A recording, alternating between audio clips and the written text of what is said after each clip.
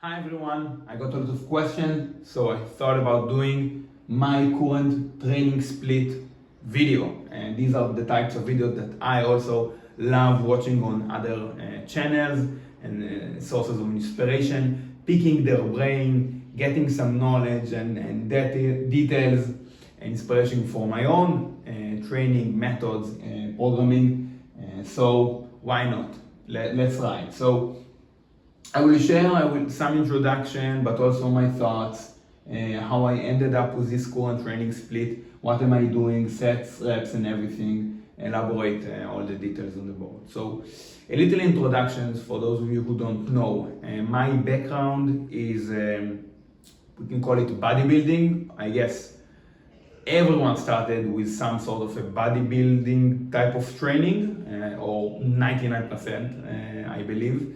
But I was always strength focused, always strength oriented. So when I did bodybuilding, I tracked my main lifts and I lifted heavy relatively at the beginning of the session before moving on to what would be considered like pure bodybuilding exercises like chest, cable flies, etc. I would track overhead press, squats, deadlifts, heavy barbell, bent over rows, and bench press, exercises of that nature. And we can call it some sort of a power building now, it's a term, so power building. And that strength orientation that I have led me to weightlifting as well. I just acknowledge the value that weightlifting brings to the table, the athleticism, the power production, the speed. So I practice the snatch and the clean, not the jerk. I just wanted the power production from the weightlifts. So I didn't really have to practice the jerk, and those were my thoughts. And then I incorporated some CrossFit because I was already doing all body weight exercises. I was doing weightlifting, powerlifting, so I had what is considered to be base for CrossFit. I incorporated metcons like at the end of my sessions, and I was introduced to calisthenics exercises via CrossFit, like single leg squats and ring muscle ups, which back then I didn't practice at all. We're talking about, at this stage, 2016. The bodyweight exercises challenged me so much that I had doubt in my head whether I'm strong or not. So I had 140, which was back at the time almost double body weight back squat for sets of 5, but I didn't have a single full range pistol squat, which is not even considered, in my opinion, a hard single leg bodyweight squat exercise. So I was useless. I hopped on rings and I was shaking like it's my first day at the gym. I was very humbled, and that challenge and the fact that each and every day I was up for a new task, I could learn a new skill, whereas most of my previous practice, it was about mastering. So I already acquired the pattern of the bench press. Now it's more about perfecting it, one more kilogram. Gymnastics style of strength training, or calisthenics as you can call it, was each and every day you are not efficient at something. You are either learning something new or you are improving at a rate that is still quite fast and you are not mastering it. And that was 2016, and I incorporated thereafter some movement training inspired by Ido Portal, so floor work and flow work, and then the strength portion. Still, extremely strength oriented. Strength is the main overlapping component in my programming since day one, because the strength in the physique separated me from people that I hang out with back then. If it was the army and I wasn't strong or big, and that strength workout that I used to do, which back then was really funny and just were composed of multiple variations of push-ups, that separated me. So that gave me a lot of confidence. People saw that that I was becoming stronger. I was doing lots of reps, and it was impressive. So that built my confidence. Also, obviously, it built my physique as well, and that was always my orientation. 2016, movement plus strength training, and then that was up to 2023. Today, basically, that is my practice. Movement took a back seat. I practice a lot of movement, mobility stuff. But as the years went on, and a lot of hand balancing and one arm handstand practice, as the years went by, I understood that strength was always the glue. Strength is what I enjoy. It is not necessarily what I'm good at least I won't consider myself as such. I think that my natural build, so I was recruited to the army at the age of 18, weighing 58 kilograms. I was a skateboarder. I was, I was slim. I have this like skater physique, and not broad shoulders by any means. I think running was more natural to me. Most of my army, I did a lot of running. There's obstacle courses, but just all of the fitness stuff was usually running. 5K runs, 10K runs. That was being fit back then. Can you run? So, and that suited I think, my muscle fiber type, my weight, my build. I have extremely long arms, legs, short torso, not ideal anthropomorphics. Nonetheless, it was strength that was always the glue. And I noticed that, and once I noticed that, I just doubled down on it, because I understand that this is what I'm passionate about. When I studied through YouTube, books, forums, everything that I can, when I studied, let's say, movement, it was the strength portion that intrigued me and I wanted to dive into. When I studied hand balancing, I wanted to do that for strength. When I studied mobility, I thought about how can it help my strength training or my gymnastic strength. When I did, CrossFit, it was, how can I improve my weightlifting? How can I improve? So that was the orientation, always. And I doubled down on that as I value strength at the highest levels possible. I think that strength is the middle ground. Strength improves every other physical quality, I believe, as well as your mental, physical, emotional health and well-being. And that led me to today, and some decisions that I may share with you, why I'm practicing with some certain exercises that are uncommon amongst calisthenics community practitioners and gymnastics strength training as well. And so my thoughts today, I currently have no straight arm strength practice movements at all in my programming. I don't have straight arm strength in my programming. I don't have iron cross, I don't have Maltese, I don't have planches. If you go half a year ago and prior, back to 2016, that was my main practice. So what I devoted, where I put most of my chips at, and what I'm maybe the most familiar with, resonating with, is my straight arm strength. If I can give myself credit of being the best at something, it was straight arm strength. I think that I were amongst the only people that are doing high level skills weighing 85 kilograms.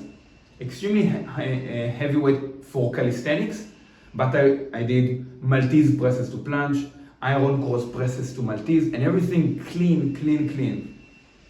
At least I hope so. And I put a lot of chips on that developed my physique in a certain way. My arms, which were always my weakness, became some sort of a dominance. It actually built me as a more well-rounded athlete, because back then I was very torso heavy when I did power building. I had thick torso, thick back, thick chest, and arms were always weak and dense. So years of gymnastics strength training, progressing through the straight arm exercises actually made me more well-rounded. But I had a problem, and I currently still have a problem. And the problem is that I think that gymnastics strength, and I'm talking about straight arm strength, which is extremely leverage-based training, was hindering me. It was limiting me from becoming a stronger version. What I mean by that, I value lower body strength as well, because your lower body is the strongest half of your body. It's you have more muscle mass in the lower body. Most of the power production is from the lower body. We're talking glutes, quads, hamstring. You can't compete with that in the upper body. Even if you want to train your legs at all, you could still squat more than you press overhead, most people will find. So it's really funny that I wasn't training that, and I was even intentionally not training that, so my legs wouldn't grow, so I have more advantage in straight arm advanced skills, because I knew that I was already fairly heavy. So if I build a lot of leg mass and thickness, it will even make my leverages, which were not, in my opinion, that advantages back then, even worse. So, and I didn't like that idea. It was in my head that I'm becoming stronger, but in some ways I'm hindering myself of being more athletic and powerful and not really fulfilling my potential. Am I really, that's the question that I had, am I really becoming a stronger version of myself when I'm not doing lower body training at all, powerful Olympic lifting, squatting, deadlifting? That's a good question to ask yourself. The strongest as I could be in the straight arm skills and calisthenics skills, am I really even moderately strong compared to just athletic events, if you compare yourself to some ball sports, team sports and stuff like that, where acceleration, change of direction, contact is important? And that idea was in my head. It is in my head actually. It even led to me losing all my hairs. No, just a joke. But for a year, a full year. And then I started incorporating more leg training and more squatting, and that brings me to today's training split. And then the straight arm skill or gymnastics strength took a back seat. And currently I'm still trying to figure out what is in gymnastic strength, what can I practice in gymnastic strength? Where is most of the value that I can take from gymnastic strength into a bodyweight strength practice, what I call today my practice, and while still doing the rest of the stuff. So what is the bodyweight strength practice? What is it? This is the best term that I could come up with for the combination of strength training, Olympic lifting, calisthenics, gymnastic style of training. Bodyweight strength training means having the best, strongest body. That doesn't mean that you would only use bodyweight exercises. And that's really the difference from calisthenics, which is by definition exclusively bodyweight exercises. And that's how I came up with the term. And gymnastic strength leads you eventually to the straight arm skills. That's how you would increase strength. But I love the feeling of having mass and strength and control over my body, which didn't completely resonate with gymnastic strength, because you're supposed to build strength in very particular places that will optimize ring event, whilst you had to neglect other muscle groups, some potentially the strongest and most powerful in your body, in order to really maximize performance. So the bodyweight strength practice is about being the strongest with your body weight, and you will use whatever tools necessary. Okay? It is not powerlifting, it is not street lifting, because I don't think that they have the skill component to them. Okay? It's not about having 1 rep max, the best 1 rep max, weighted chin-ups, weighted dips, or ring muscle up and back squat. It's not that, although it is still sounds more well-rounded upper body, lower body, and also the muscle up still has some skill component to it. I also like to be conditioned. I incorporate a lot of, let's say, 5 sets of 10 programming on muscle ups. So I want to be able to endure strength endurance sets. That's the bodyweight strength practice. It's absolute strength. It's also strength endurance conditioning style, demonstrated in a classic barbell movements, incorporated with calisthenics and gymnastics exercises. And it's still building and evolving as we go. My current training split, at last, we arrived. Bent arm strength session, lower body, rest, gymnastics session, rest. So I ran a 5-day split, and I trained 3 times within that 5-day split, and then the 6th day will be the first day of the second round. It means that I train 4 to 5 times a week on strength. I usually find myself doing conditioning on one of the days. Conditioning could be running. Sometimes I just do stretching. Sometimes I do extremely light strength exercises that are highly recoverable, and they just feel nice. Sometimes I do like loaded carries, sled push. Sometimes I want to go outside and do something. One day I keep a full rest, so I might walk a lot, but I don't have anything planned, scheduled, and I don't intend to improve my physique in any certain way. It's random. If I play, if I go outside, that's a bonus. Bent arm session, it's the main strength session, I could say. And you have barbell overhead press, well, I have. 1 arm chin-ups, that's a superset. And then that's 80% of my session. That might take an hour, full hour, just on those 2 movements, sometimes even more. And then some accessories at the end, like glute raises or dumbbell pullover. So hitting my delts in a different way, also for mobility, supraspinatus strength and tendon supraspinatus strength, mobility, more upper back work, which is always, I think, necessary, one of the main weaknesses among all practitioners. And dumbbell pullovers to more tackle my back, as my arms and elbows are really the limiting factor for the 1 arm chin-ups. So when I perform the accessories, my mind thinks about how can I strengthen my strength and strengthen my weaknesses as well. So dumbbell pullover, for example, I feel like I work my long head of the tricep. It's always the most sore after dumbbell pullovers actually, because the long head of the triceps really crosses the shoulder joint, so it helps in shoulder extension.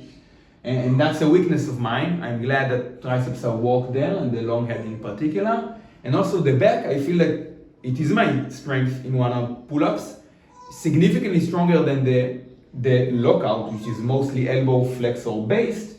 Thus, it can do more work. I can take advantage of more strength from the bottom. It is not getting fully trained when I'm performing 1 arm chin-up variation, because it is dictated by the upper half. That's the idea, as you will see it in the rest of the sessions. Gymnastics session, well, let's go in that chronological order of workouts. Lower body session usually starts with running 1K, 2K, about 8-10 minutes long. Then I do something explosive, either just vertical jumping, reach jumps, where I have a goal like touching the ceiling with 1 hand or 2 hands, which is harder, and I know that I have to relatively exert myself in order to touch. So I really have to put effort. So you want to find a challenging goal to jump to. And I do, let's say, about 20 jumps. Or Olympic lifting. I can start my session with power cleans, hang power cleans, snatch, clean grip snatches, or I can even do squat jump, weighted squat jumps, which is just, it's like a quarter squat, but you jump with the barbell and you do that for, let's say, sets of 5 to 8. And you use about 20% of your 1 rep max. Fairly light. Something explosive. I will maybe devote 10 to 15 minutes to that section. So we're already about 25 minutes in. And then most of my, or not most of my time, but the singular exercise that I devote the most time for is the squat. I'm very posterior chain dominant. I can still pull 200 kilogram deadlift to this day with no practice. I have a strong back and I have long femurs, which makes squatting very, very hard. But I have a strong back for deadlift and long arms really help my leverages, so I don't really need to deadlift at this stage. My squat was always behind. When I did 200 kilogram deadlift, and I did that for, let's say, reps, that's a particular session that I had, I could squat about 140 kilogram, and the gap is too big for me, to my liking. The discrepancy between the posterior chain and the anterior chain, where quads are recruited and abs in squatting and such, it's too big. I would love to see 200 and 180. That's a much more well-rounded leg performance, in my opinion. But I was always more posterior chain dominant, and the squat gave me hard time. So now I try to solve that by not deadlifting at all and focusing on squatting more. And I can do in the squats, well, we go over the rep and sets because that differs. That's Sophia in the background. And then I would do accessories, belt squats, and I have a shitty spine. I injured my back more than a decade ago. Herniated disc in multiple places, bulging disc in multiple places, scoliosis. So squatting is enough for my spine. When I perform accessories, I at this stage think about how can I work my legs or my weaknesses without loading my spine any further. So belt squat decompresses your spine. You can really feel the legs. QL to strengthen my lower back, muscles that, deep muscles that stabilize the spine. I noticed that I'm weak on my quadratus lumborum, that's the QL. It helps aid side flexion. And I might do also wide pull-ups because I just love pull-ups and wide pull-ups, old school style. I still practice one-arm chin-ups, but I don't want to not perform wide pull-ups or pull-ups. It's a different activation, different exercise, and it really helps strengthen your upper back to have a better shelf stabilizing for the barbell on top of your back in a back squat. So about 1 to 2 main movements. The gymnastics session. 90-degree push-up and then pelicans. That's the most intriguing session I will explain. And then some biceps and triceps. Gymnastics session. What I described earlier. My thoughts currently. So this is, for me, this is pure strength training. You have squat, main exercise. You have overhead press, and you have one-arm chin-ups. Those are my 3 main movements. So those are movements that I want to improve the most. This is the culprit of my current strength practice. Okay? There are many ways that I can improve my overhead press and my one-arm chin-ups. For example, the wide pull-ups also support the one-arm chin-ups in one way, shape, or form, even indirectly. Handstand push-up can replace the barbell overhead press. The 90-degree handstand push-up is a sort of a variation of overhead pressing, because I acknowledge the fact that overhead pressing needs a lot of frequency in order to improve, and variations. So that's another way of hitting overhead press. So in some way you can call the 90-degree handstand push-up, for me, as another means of improving my overhead strength. The wide grip pull-ups, another means of improving your arm chin-ups.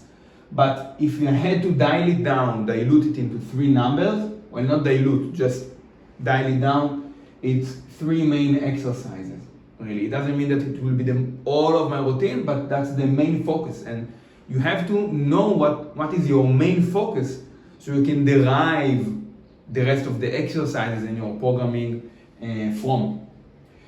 And the gymnastics session, the question I had in mind is how can I take, or what can I take from gymnastics style of training to a more well-rounded strength training approach, the bodyweight practice, the bodyweight strength practice, that will give me the most benefit, the most bang for your buck.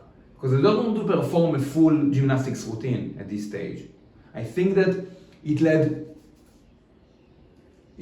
I still had a lot of holes in my practice, lower body, jumping, Olympic lifting, and also just getting a lot of size from barbell strength. What can I take? And if I have to pinpoint an exact area movement that the gymnast is strong at, it is the biceps that separate them as practitioners.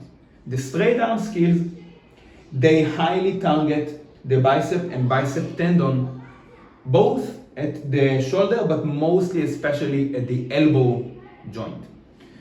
That separates them. Obviously they have an amazing physique all around, but the arms and the biceps in particular are the most astonishing, amazing trait they have. The straight arm exercises stresses the biceps like nothing else, like no other practice, leading them to have the most disproportionate, in a good way, bicep strength and size ever. It really shadows the rest of their physique. They have kind of a big arm, big bicep, also very strong capped shoulders that overshadow their torso. Their torso is quite slim, sleek, slender, thin, in my opinion. So I said, okay, I want still to have that conditioning in my biceps that gymnasts have, that allow me to perform straight arm skills, to have access to that, to have access to a lot of skills and transitions on rings, which rings in general are very heavy on the biceps. Anything that you will do will become more arm specific when you're on rings. For example, you perform dips on parallel bars, you feel, chest, the stretch of the shoulders, you feel the tricep at the top. You do that on rings, it becomes a bicep exercise, it becomes an elbow exercise. Push-ups, the same. So a lot of arm development that I wanted to keep because I acknowledge how it improved me. And that's the pelican. It's not a compound movement, I know, and it takes a really, it has a significant slot in my program, because you see that I always start with 1 to 2 main movements. Barbell overhead press and one arm chin-ups, 90-degree and pelicans, power training and squatting. There's always 1 to 2 main movements that I begin my session with that get most of my focus, about an hour of pure focus.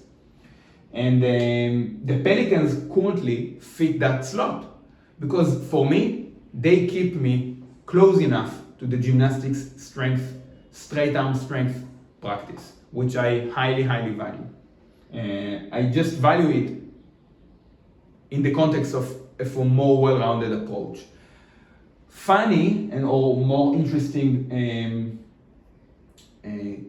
thing that I observed is that old school lifters used to have a lot of straight arm strength as well, although they were, not known for it in particular. Old school lifters like Doug Hepburn and a lot of other strongmen, Paul Anderson, Marvin Eder. So old school lifters from the silver era and prior, 50s, 40s, They could do crucifix. So it's basically an inverted cross with dumbbells, with tons of weight, even up to 80 pounds in each hand, and therefore transferring over to some insane gymnastic strength. For example, Brett Asseri, if I'm not mistaken, could hold the iron cross. A heavy fella that weighed 250 pounds, if I'm not mistaken. So they acknowledge the fact that straight arm exercises using barbells or dumbbells, because that's how they incorporated that, had a very tendon thickening, strengthening effect. And they incorporated them. And we sort of don't know what to do with them today, with those type of exercises. So we dropped them and we kept the main barbell compound movements. And for me, that's an old school style of exercise that still keeps me in the gymnastics world. Thereafter, tackling biceps and triceps. So let's say preacher curls for higher reps, triceps work, maybe tricep extension overhead. Again, tackling my weaknesses that are indirectly related to the main two movements. So for overhead pressing or just in general, I know that my shoulders are very strong, my triceps are relatively weak. For even on when I did the gymnastic stuff, I knew that my torso, my back, my chest, my shoulders were very strong always, and my weakness was always my biceps. And hence, iron crosses were relatively hard for me. Whereas in the Maltese, I feel like I could bring a lot of upper body pushing musculature. The iron cross was very limited by my long leverages and bicep strength and tendon strength. I usually warm up this way. I stretch for about 5 minutes, full body stretch, shoulder stretches in all directions, rotator cuff stretches, and some lower body stretches, like the Cossack squats, lunge stretch, etc. It's still important for me to maintain my mobility, and followed up by specific warm-ups. So depending on the movement that I practice, like squats or overhead presses, I warm up thoroughly. Most of the time you will find that you don't feel like training, but if you warm up properly, you can actually tackle the walking sets effectively. 20 reps to get the blood pumping with about 20% of my 1 rep max. So if it's barbell overhead press, that will be an empty barbell. If it's 1 arm chin up, that will be a very easy, light bodyweight row regression. Anything that works the same muscle group, but that is extremely easy for high reps. And then just gradually increasing intensity and dropping the repetitions per set. 8 reps at 50%, 5 reps at 70, 3 reps at 85, and that's of my working weights, not my 1 arm RMs, because I sometimes, if you perform 5 sets of 10, you don't have to prepare 85% of your 1 rep max. You might be working here with about 60 to 70% of your 1 rep max. You don't really have to warm up with 85% of your 1 rep max. That's of the working weight. And sometimes I even do a P set, proprioceptive set, where I do 1 rep that is with heavier weight than my walking set. So to get a lot of neurological activation. So let's say your sets are overhead press 60 kilogram. I might do 1 rep at 65 kilogram to get my nervous system going, then drop back down to perform my 60 kilogram walking sets. That's how I warm up thoroughly. I take my time and do a lot of sets. Even if I need, I do more sets. I never do less than that. That's the warm-ups. And regarding reps, sets, and periodization, as they call it, I do a mix of everything. I love switching rep ranges, rep set schemes. I love doing everything. Since I love strength and size, I love high intensity and pump work, I always gravitated towards programs that incorporate both. Hence, I do compounds and accessories. Lower reps, relatively higher intensity, high reps, low intensity. I always incorporate both. I see value in doing both, and I do them simultaneously in any way, shape, or form. Some sort of a concurrent training, like Westside Barbell. I did Westside Barbell training adapted to gymnastics for 6 to 8 months, and I saw great benefit. They incorporate max effort or speed work with the main movements, then followed by strength building work, then followed by accessories. Very well rounded. And so I love switching rep and set schemes. I rotate every 4 sessions. And I don't plan a year in advance, but I have a clear map of what I want to do. I will start with more like a conditioning and hypertrophy phase, where I really just feel like I need to dial the weight down. It happens naturally, I feel it. And I go for high reps. I feel, the pump, the endurance. I really love doing that with the compound movements, doing chin-ups for sets of 10, weighted chin-ups, and barbell overhead pressing. I do not shy of doing high reps with my main movements. Squats for sets of 10.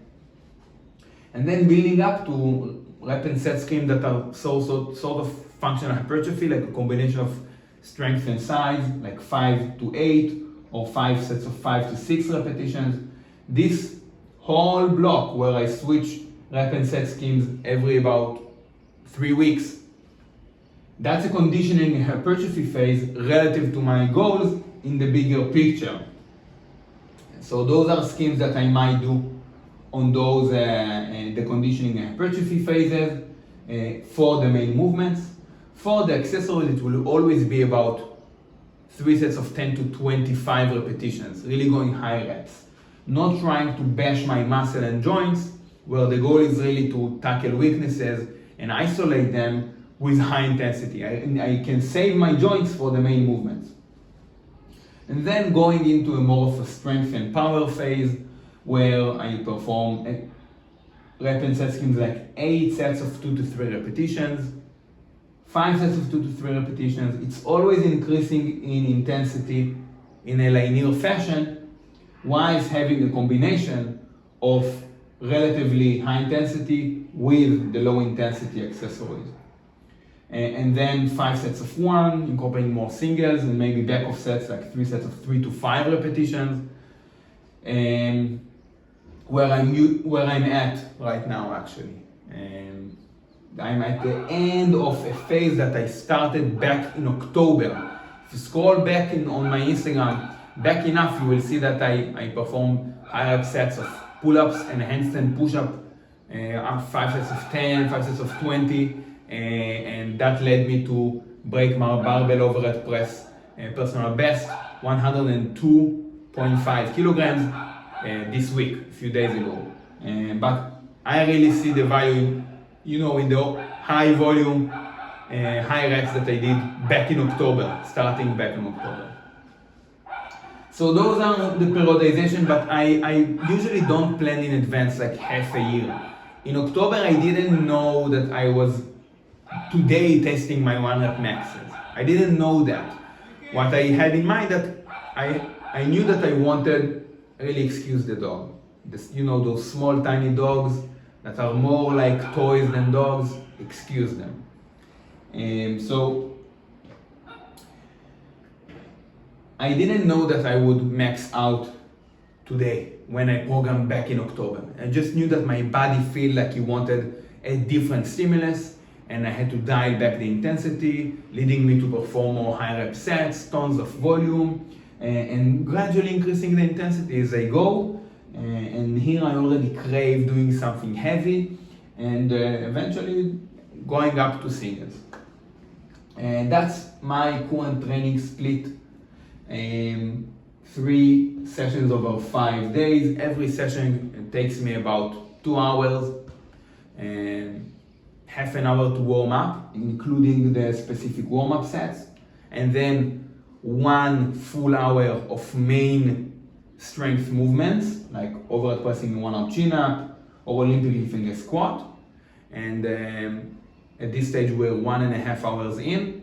where I would perform a few accessories that can take me from 10 to 30 minutes long. And usually it doesn't take me 30 minutes long. At this stage, usually I devote maybe 15 minutes, most of the times, most of the days, to the accessory.